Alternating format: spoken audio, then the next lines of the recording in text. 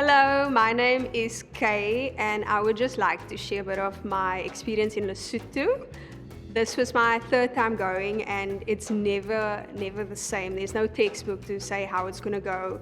It's always different, and that's just one thing that amazes me about God is that it's never the same. You don't know what to expect and how God is going to use you. And one thing that just stood out for me this time around was just God's love for people. The fact that he sends a team from sea level, Mossel Bay, to Kong, which is 2,200 meters above sea level, just to share the gospel and love with them.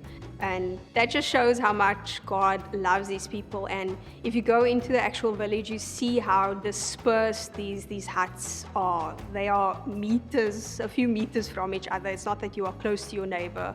And one of the teams even had to walk an hour to get to the village where they were going to minister to. And that just amazes me that these people are not unseen by God, that God sees them. And another thing that just stood out for me is when I was preparing my testimony, I was just reminded of where God brought me from and that He can now use someone like me in His mission field. So that's just one thing that really stood out to me is the love of Jesus for His people. Hello. So there are two things that I would like to speak about from what I took away from the Lesotho trip in 2022. And that is, number one, I definitely do not know my Bible well enough, and I do not know God well enough. And while I was there, it was kind of like I was listening and I was learning more than I was giving. And I feel like that's actually the major thing that I took away from the trip, is that I really need to know my Bible more, and because I can't go and disciple if I'm not discipled myself. So that is definitely one of the major things that I took away from the trip.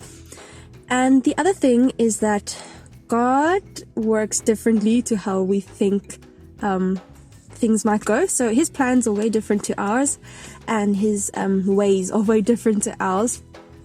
And I think for the trip, I was expecting like this 24/7 out in the fields or out in the villages, speaking about Jesus and giving good news to everybody and like praying constantly.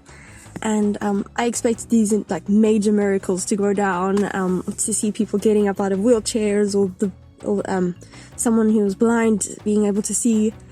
And I found out that it did not happen like that, and that's okay, because God has different plans, and either way His plans are the best and they're the mightiest. And what happened is that we split into teams, and I was a part of a team that was more about serving. So instead of praying for eyes to be opened or lame legs to walk, we were pushing wheelbarrows full of water up a mountain, or washing clothes and a mattress in the stream, the river, and picking up cow dung, because that's their fire starters, their fire lighters. So we were kind of like the serving team, and afterwards I was like, it's different, but it's okay, and it's beautiful as well, because Jesus was really humble, and He didn't place Himself at the top.